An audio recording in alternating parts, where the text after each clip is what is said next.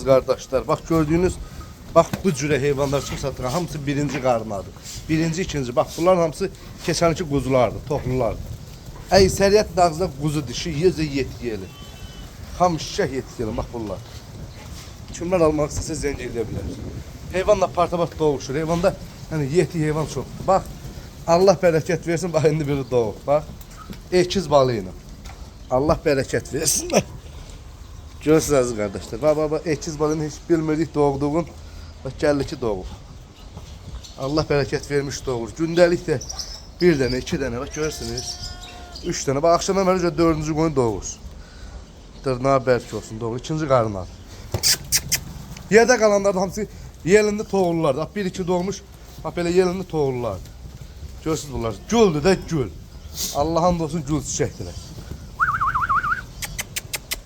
Maşallah. Maşallah. İnşallah paylaşın kardeşler, satak. Belə heyvan çıxıb yanı satdığa.